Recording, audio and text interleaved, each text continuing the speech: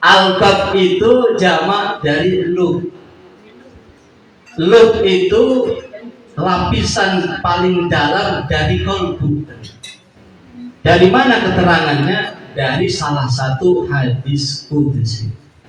Allah berfirman dalam hadis qudsi, banaitu fi jawfi ibni Adam qasran wa fil qasri sadran wa fi sadri qalban wa fi qalbi fuadan wa fi fuadi sagofan wa fi sagofi lubban wa fi lubbi sirran.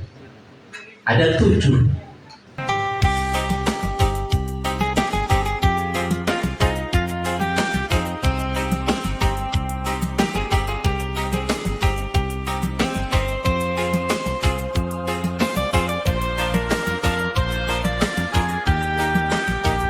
Ibu bapak hadirin ikhwan akhwat rahimakumullah. Di TIN Suryalaya kita dikenalkan dengan manakib gaya baru. Sebab yang namanya manakib bukan yang hal aneh di masyarakat kita. Betul? Hanya bahasanya bukan manakiban tapi maca syekh. Di tempat saya di Betawangi sana, mau bikin acara apa saja itu wajib maca syekh. Arab tandur maca syekh, mau nanam tani, kadang mau hajatan wajib maca syekh. Di sini begitu nggak Pak? Sama ya. Kalau di saya musim tandur, itu maca syekh. Kemudian bikin rumah pasti biasanya maca syekh. Artinya tradisi manakiban ini di masyarakat kita, khususnya di Pulau Jawa, bukan yang hal asing dan bukan hal yang baru. Terlestari dari orang-orang tua kita dulu. Hanya kesan yang timbul selama ini dari maca syekh itu selalu magic atau klinik. Betul nggak? Manakiban supaya jinnya pada kabur. Manakiban supaya tolak bala. Bagus nggak Pak? Bagus. Karena memang karomahnya Tuan Syabdul Qadir sangat luar biasa. Kesaksiannya itu. Namanya saja ditakuti oleh bangsa jin, bangsa setan. Maka mau bikin rumah baca syekh. Saya sering pada Kang Ustaz sebuah manqobah diceritakan Nabi Sulaiman sebelum meninggal itu melang itu bahasa cemas, khawatir. Yang jin yang paling soleh itu di manusia, nakal-nakalnya manusia. Saya bayangin gimana yang nakal. Maka Nabi Sulaiman cemas, gimana nanti kalau saya tidak ada. Allah bersabda, wahai Nabi Sulaiman jangan galau. Nanti di akhir zaman ada seorang nabi namanya Muhammad sallallahu alaihi wasallam, dan salah satu turunan Nabi Muhammad, Dzurriyyah Nabi Muhammad, namanya Abdul Qadir. Beliaulah yang mampu menguasai dan mengendalikan bangsa jin dan setan. Tuh, ternyata memang manakib atau maca syekh selama ini ada dasarnya. Tetapi oleh Suryalaya alhamdulillah manakib dibuat model gaya baru yang sesuai dengan petunjuk Al-Quran. Tadi saya kutip ayat. Laqad kana fi qasasihim ibratun li ulil albab. Laqad kana, sungguh telah ada, fi qasasihim, dalam riwayat kisah dan biografi orang-orang soleh, para nabi, para aulia. Ibratun menjadi pelajaran liulil albab bagi orang-orang yang mempunyai akal. Jadi kalau kita baca Al-Quran terjemahan Kementerian Agama, itu makna liulil albab ini orang yang memiliki akal. Tetapi ketika saya sudah belajar thariqah, ternyata akal ini ada yang menunjukkan di kepala, tapi ada juga yang menunjukkan di dada. Yang mana yang betul? Menurut saya dua-duanya. Karena akal itu ada yang jismani, tapi juga akal itu ada yang rohani. Sebagian besar ayat Al-Quran yang menceritakan tentang orang yang memiliki akal dikaitkan dengan struktur ruhaniyah manusia, termasuk ayat tadi liulil albab, bagi orang-orang yang memiliki albab. Albab itu di mana posisinya? Kalau tidak belajar thariqah mungkin tidak tahu. Tahu nggak Pak? Albab itu jamak dari lub. Lub itu lapisan paling dalam dari kolbu. Dari mana keterangannya? Dari salah satu hadis qudsi. Allah berfirman dalam hadis qudsi, banaitu fi jawfi ibni Adam qasran wa fil qasri sadran wa fi sadri qalban wa fi qalbi fuadan wa fi fuadi sagofan wa fi sagofi lubban wa fi lubbi sirran. Ada 7. Allah menjadikan tubuh anak Adam ini pertama namanya qasran, dimaknai dengan istana atau wadah. Dari wadah ini atau jasad atau badan ini lebih dalam lagi ada namanya sodron, dada. Di dalam dada ada yang namanya kolbu. Di dalam kolbu ada yang namanya fuad. Di dalam fuad ada yang namanya sago. Nah, di dalam sago itulah yang disebut dengan lub. Di dalam lub itu baru ada sir. Wa fi sirri ana, di dalam sir itulah kata Allah, aku berada.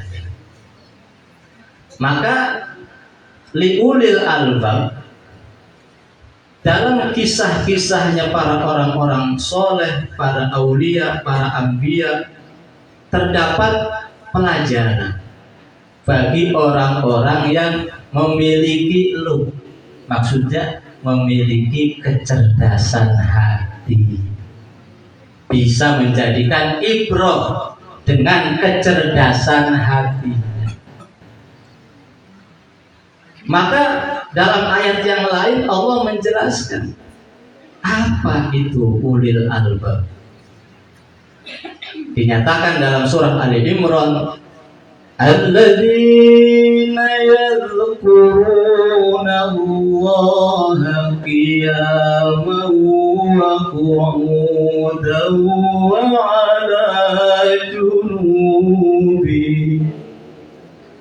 Allah, kenapa diam saja?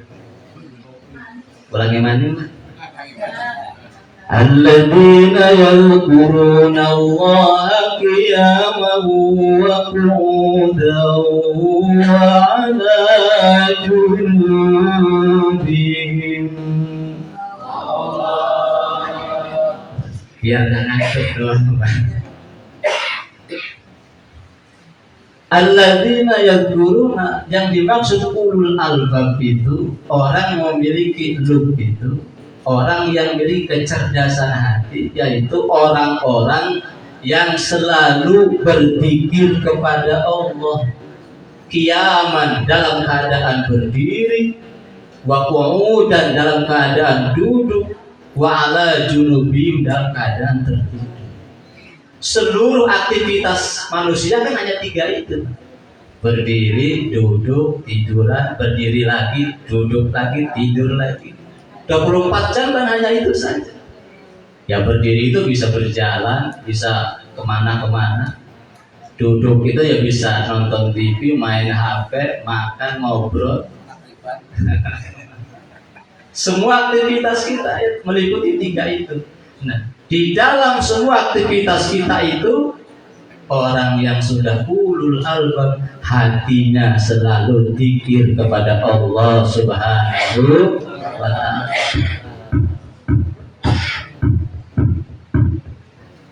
Maka secara tidak langsung kita belajar berzikir, kita sedang dibentuk menjadi ulil albab. Alhamdulillah, agar cerdas kalbu kita. Tidak hanya cerdas otaknya saja, tapi cerdas juga hati. Maka dalam pendidikan, saya guru, saya mengajar di madrasah. Jadi dalam falsafah pendidikan itu selalu diarahkan, mendidik itu harus komplit, meliputi 3 ranah.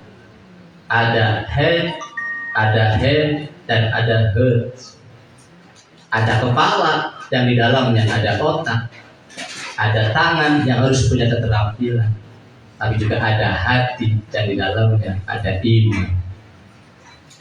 Ternyata yang mampu membedah urusan hati, urusan kalbu itu melalui jalan thariqah. Maka manakiban kita hari ini,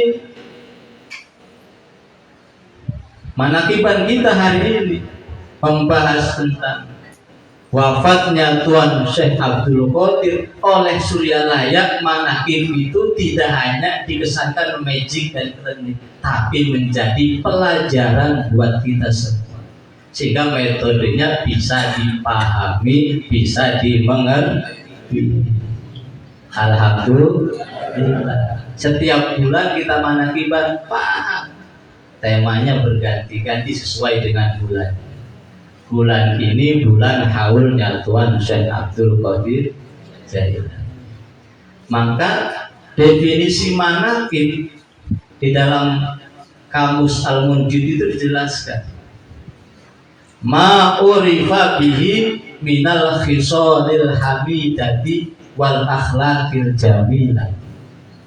Manakib itu sesuatu atau apa yang diketahui dari seseorang.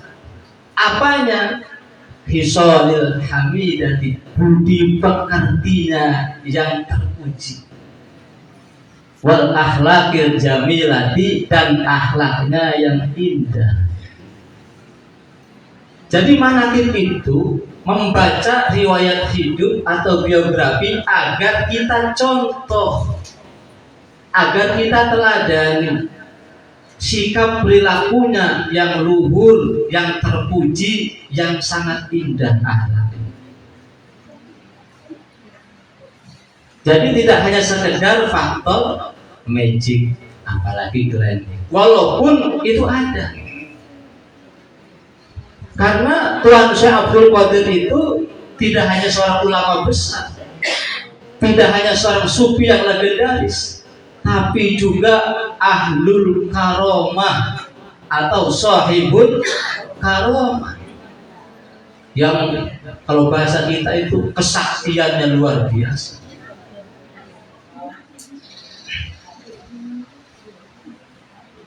Karomah Tuan Syekh Abdul Qadir kalau dibaca dalam Al-Qur'an tidak terhitung. Maka kenapa Syekh Abdul Qadir ini menjadi fenomena di kalangan ahli spiritual? Karena memang karomahnya sangat luar biasa. Nama Syekh Abdul Qadir itu disetarakan oleh Allah dengan Ismul A'dzam. Dalam satu manqobah diceritakan Ketika Tuan Syekh baru diangkat jadi waliullah, namanya sangat sakti, bahkan menyeramkan. Kenapa sangat sakti? Siapa saja menyebut nama Syekh Abdul Qadir tidak punya wudhu, putus kepalanya. Begitu sangat sakti namanya saja.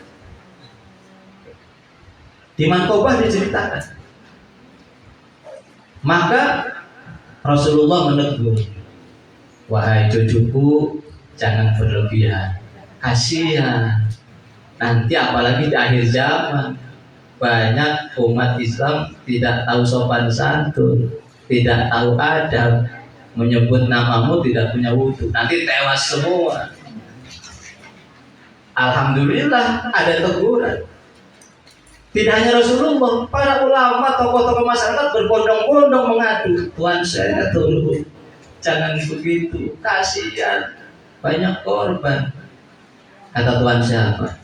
Bukan kehendak saya, Allah yang maha. Apa kata Allah? Hai Syekh Abdul Qadir, engkau telah mengagungkan namaku, maka namamu aku agungkan. Luar biasa. Nama Syekh Abdul Qadir setara dengan Ismul A'zam. Dalam Mankobah lain diceritakan, wahai Abdul Qadir, silahkan kau minta, akan kau beri. Kata Tuhan Syekh Abdul Qadir dengan rendah hati, saya mah cuma makhluk, engkau adalah Khalik, terserah engkau. Apapun yang kau berikan kepada hamba, hamba terima dengan senang hati. Baiklah, kata Allah. Wahai Abdul Qadir, kalau kau pengen emas, tinggal kau lihat aja tanah itu. Kau lihat itu dipelototin tanah, pasti jadi emas. Pengen kaya raya gampang, dijamin oleh Allah. Pengen gak Pak? Tapi Tuhan saya gak mau itu. Kata Tuhan saya pengen yang lebih bermanfaat ketika aku sudah tidak ada. Baik, kata Allah, sekarang namamu kujadikan seperti namaku. Siapa menyebut namamu, pahalanya sama dengan menyebut namaku. Allahu Akbar. Jadi luar biasa manaqib ini. Nama Syekh Abdul Qadir itu nama yang agung, setara dengan Ismul A'zam. Kalau nggak belajar di Thariqah kita ketahui. Alhamdulillah. Ibu bapak hadirin rahimakumullah. Jadi namanya sangat agung sudah.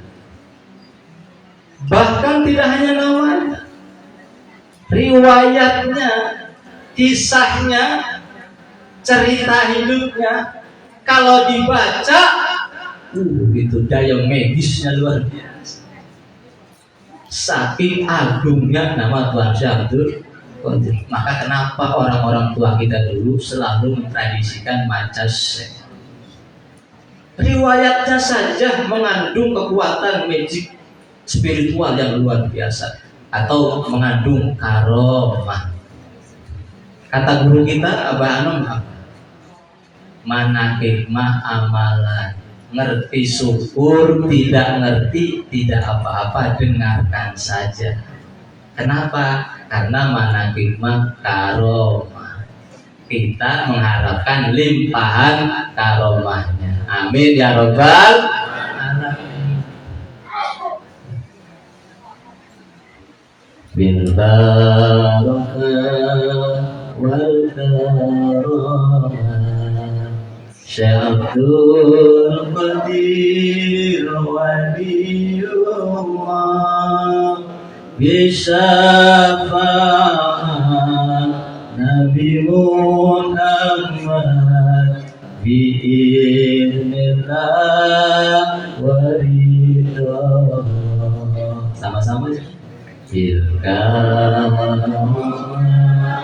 wal barakah Syai'un qadir waliyullah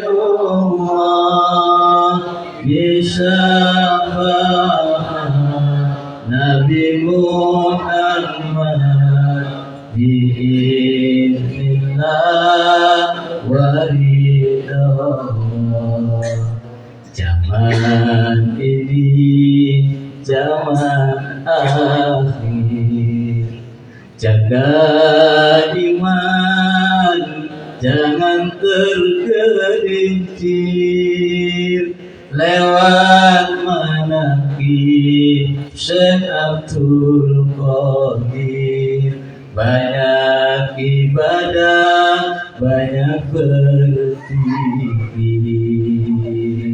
bil karamah wal barakah. Syekh Abdul Qadir waliyullah, disapa Nabi Muhammad biiznillah waridallah. Amin ya rabbal alamin. Sallu ala Nabi Muhammad. Terus lagi sampai jam berapa Pak Ustaz? Setengah 12 biasa. Apa beda?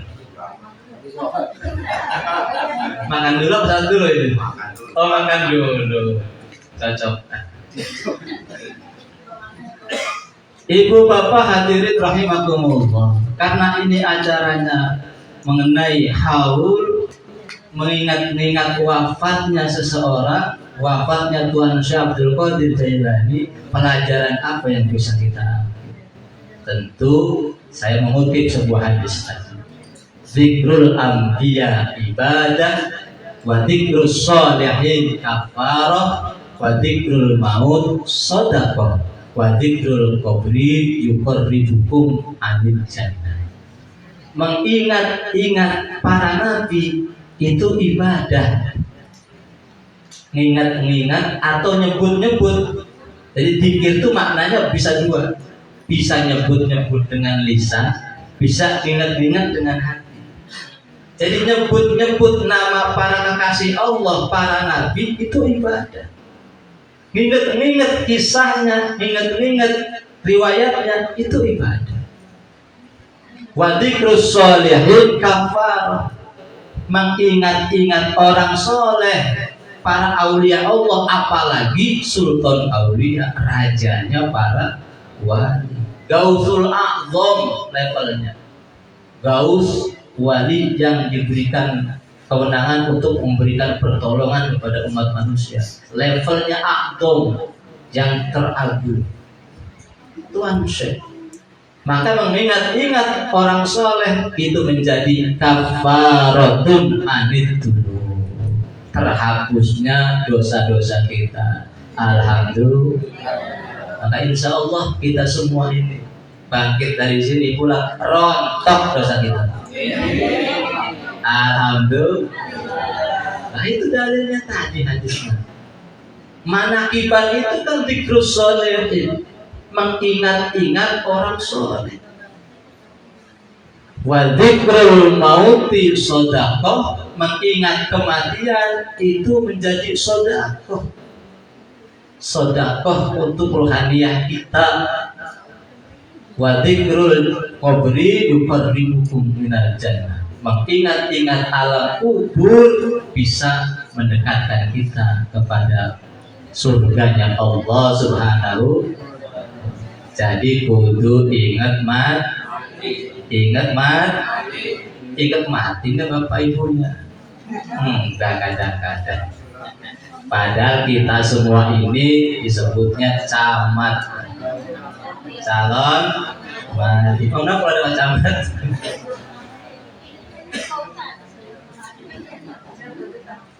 Kita kan sedang nunggu giliran saja. Betul gak Bu? Tahu ibu duluan, nanti saya belakangan. Atau saya belakangan, bapak duluan. Kita nggak tahu. Semua sudah ada pattern kontrak. Idza jaa ajalu la yastakhiruna yastakhiruna sa'atan wa la yastaqdimun. Ketika datang ajalnya kita, tidak bisa kita tolak, harus yes, tidak bisa no, tidak bisa mundur, tidak bisa maju, harus kembali. Ya, kalau kita kutip syairnya ya Bang Haji Roma kan lebih keren kutip syairnya, boleh gak nih Pak? Kata Bang Haji kan begini, tidak intinya itu. Suatu saat pastikan datang, kan rame jadi. Saat-saat paling menakutkan, sang malaikat pencabut nyawa kan merenggut ruhmu dari badan. Takut nggak Bang? Takut nggak? Tapi sesuatu yang pasti bakal kita alami, nggak bisa ditolak. Bagaimana sikap kita?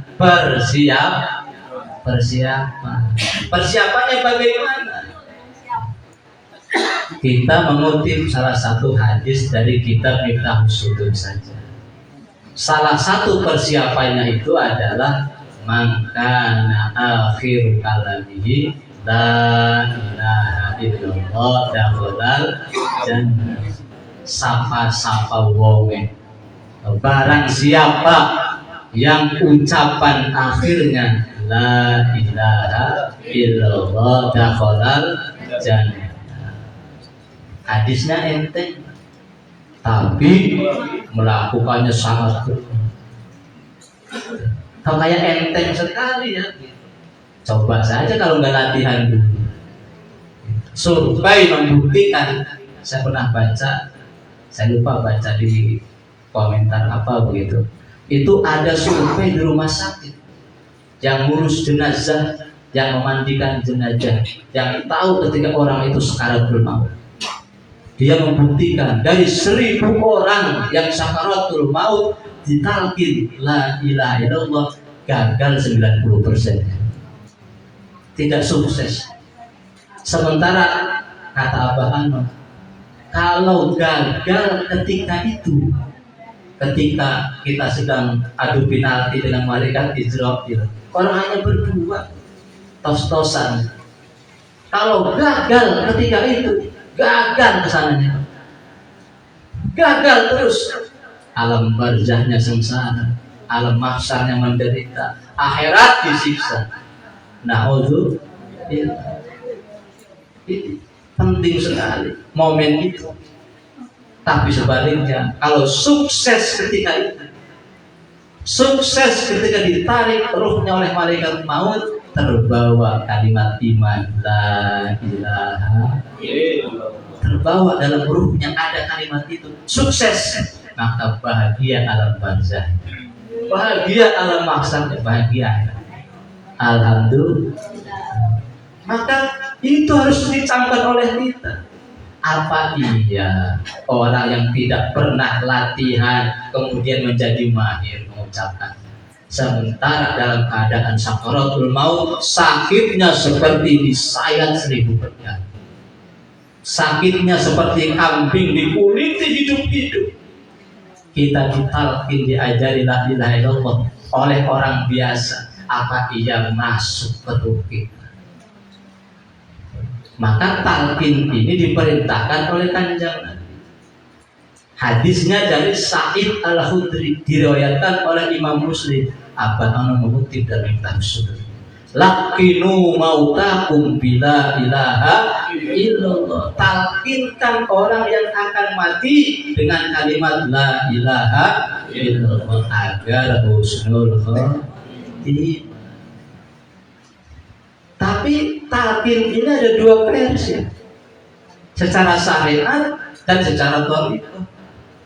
Secara syariat talqin itu bagi orang yang akan mati alias lagi sekarang atau yang sudah dikubur sudah mati secara syariat.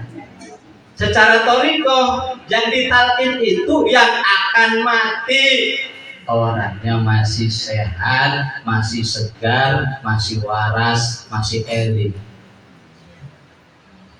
Yang kedua, secara syariat yang nalkin itu boleh siapa saja. Orang biasa lebih bagus kalau Pak Ustadz atau Pak Kiai. Orang biasa boleh mentalkin. Kalau ada keluarga kita mau meninggal dunia, ditalkin oleh kita, oleh keluarga kita, boleh dan harus. Atau yang sudah dikubur ditalkin oleh Pak Ustadz, oleh Pak Kiai, boleh secara syariat. Tapi menurut syariat, menurut thariqah, talqin itu harus dilakukan oleh ahlinya. Oleh ahlinya. Siapa ahlinya? Ya ahli la ilaha illallah. Karena yang ditalqin bukan badan tapi ruh. Maka oleh ahli ruh. Apa itu? Kira-kira bagus yang mana? Bagus yang versi syariat, bagus yang versi thariqah. Dua-duanya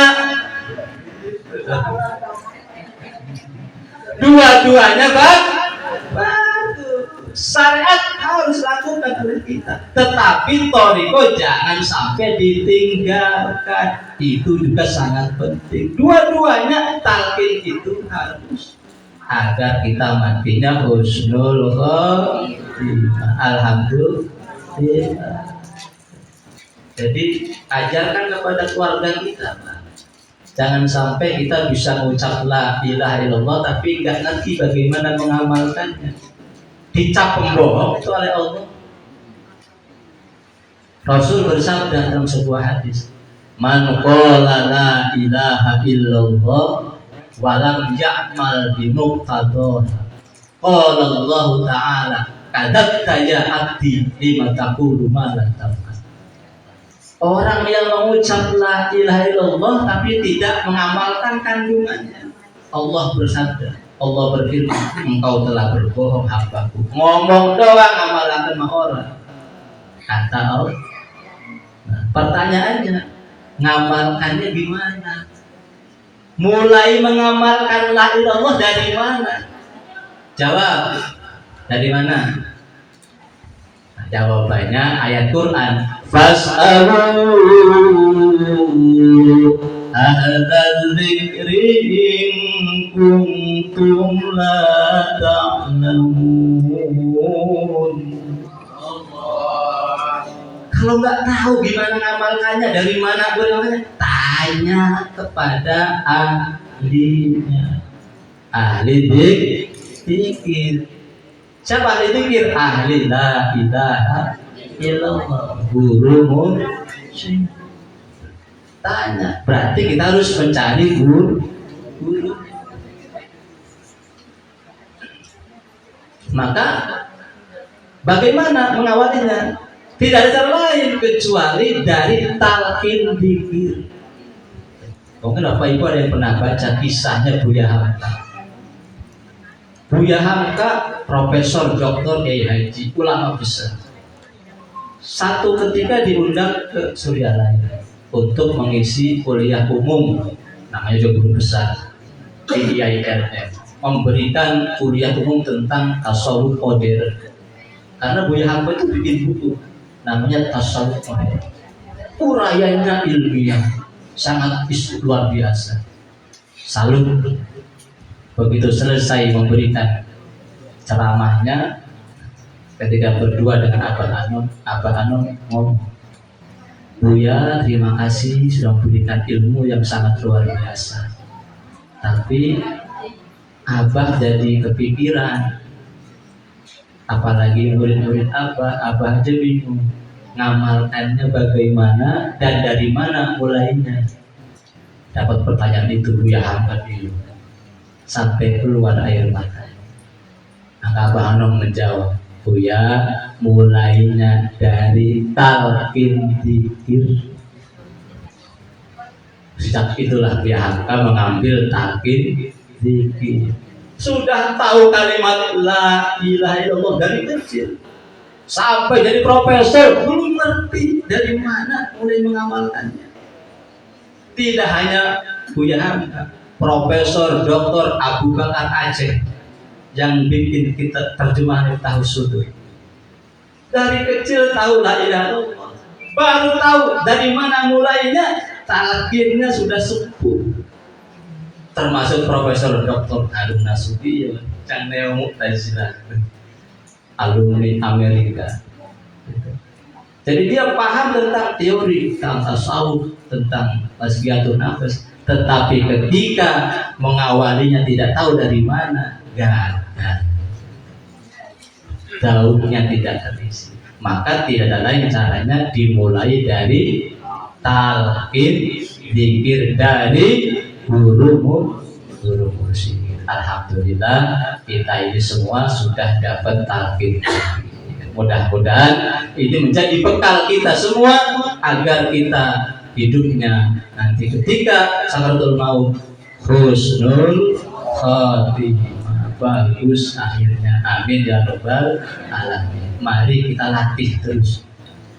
Nah, itulah petunjuk dari guru mursyid. Diamalkan tiap ba'da sholat fardu jangan kurang dari 165 dengan suara yang keras, dengan suara yang kuat dan pukulan yang keras. Kata siapa itu? Kata siapa yang mengajarkan zikir itu harus keras dan harus pukulannya kuat? Kata Tuan Syekh Abdul Qadir. Di dalam kitab Sirul Asrar menjelaskan khusus pasal ke-8 Al-Faslus Saminu fi bayani syara'itid dzikri. Pasal ke-8 ini menjelaskan syarat-syaratnya zikir. Apa syaratnya? Satu, harus punya wudu. Yang kedua, bidar bin syadidin wa sautin qawi. Zikir itu hentakannya harus keras, pukulannya keras, menghunjam, dan suaranya harus kuat. Kata siapa? Kata Tuhan. Berarti orang yang membenci zikir begitu sama bencinya kepada Tuhan. Benar kan? Orang yang mencaci maki, menghina, menjelek-jelekan, bahkan membenci zikir dengan suara yang keras, berarti membenci ajarannya Tuhan Syabdul Qadir. Man adali waliyan faqad adantuhu bil harb. Siapa yang memusuhi waliku, kata Allah, ya ajak perang tanding dengan Allah langsung yang. Jadi jangan kecil hati. Kita zikir keras begini, itu ajarannya Tuan Syekh Abdul Qadir, dilanjutkan oleh Syekh Ahmad Sohibul Wafat Tajul. Insya Allah silsilahnya sampai ke Tuan Syekh. Kita punya guru Syekh Ahmad Sohibul Wafat Tajul. Punya guru lagi siapa? Syekh Abdullah Mubarak bin Nur. Punya guru lagi siapa? Syekh Tolha Ali Sapu Cirebon. Punya guru lagi siapa? Syekh Ahmad Khatib Sambas. Punya guru lagi siapa? Syekh Samsuddin. Punya guru lagi siapa? Syekh Muhammad Murad. Punya guru lagi siapa? Syekh Abdul Fattah. Punya guru lagi siapa? Syekh Usman. Punya guru lagi siapa? Syekh Abdul Rahim. Punya guru lagi siapa? Syekh Abu Bakar. Punya guru lagi siapa? Syekh Yahya. Punya guru lagi siapa? Syekh Hisamuddin. Punya guru lagi siapa? Syekh Waliyuddin. Punya guru lagi siapa? Syekh Nuruddin. Punya guru lagi siapa? Syekh Syarafuddin. Punya guru Syekh Samsuddin. Punya guru Muhammad Al-Hattab. Punya guru Syekh Abdul Aziz. Punya guru Syekh Abdul Qadir. Nyampe ke situ kalimat kita. Dari Syabdul Qadir naik ke atas. Dari Abi Said Mubarak Al-Mazum. Di atasnya lagi dari Syekh Abi Hasan Al-Hakkari, dari Abdul Farad At-Turtusi, dari Abdul Wahid At-Tamimi, dari Abu Bakar Dilfi As-Shibli, dari Syekh Abdul Qasim Junaid Al-Baghdadi, dari Syekh Siri Sakoti, dari Syekh Ma'ruf Al-Karahi, dari Syekh Abi Hasan bin Ali Musa Ar-Ridha, dari Imam Musa Al-Qadim, dari Imam Ja'far Shadiq, dari Muhammad Bakir, dari Sayyidina Zainal Abidin, dari Sayyidina Husain, dari Sayyidina Ali karramallahu wajhah, dari Rasulullah sallallahu alaihi wasallam, dari Jibril, dari Allah. Kita dapat la ilaha illallah dari sumber asalnya. Maka kita pulang dengan la ilaha illallah kepada asal kalimat itu. Alhamdulillah. Silsilahnya Musa sama. Sudah jam 11 lewat seperempat karena ada waktu makan. Cukup sekian. Terima kasih atas perhatian. Mohon maaf atas segala kekurangan. Izin saya berdoa sama-sama. Bismillahirrahmanirrahim. Allahumma shalli wa sallim wa barik ala sayyidina Muhammadin wa ala alihi wa sahbihi ajma'in. Amin ya mujibas sa'ilin.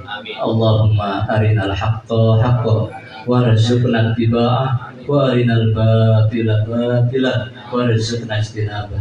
Allahumma inna nas'aluka ilman nafi'an wa rizqan wasi'an wa shifaan min kulli da'in wa saqamin bi rahmatika ya arhamar rahimin bi syafaati Rasulillah sallallahu alaihi wasallam wa bi karamatin awliya syabdul qadir jailani surah bi anur syahmat wahidul fatajul arifin. Rabbana atina fid dunya hasanah wa fil akhirati hasanah wa qina adzabannar walhamdulillahi rabbil alamin. Wallahu muwaffiq ila aqwamit thoriq. Wassalamualaikum warahmatullahi wabarakatuh.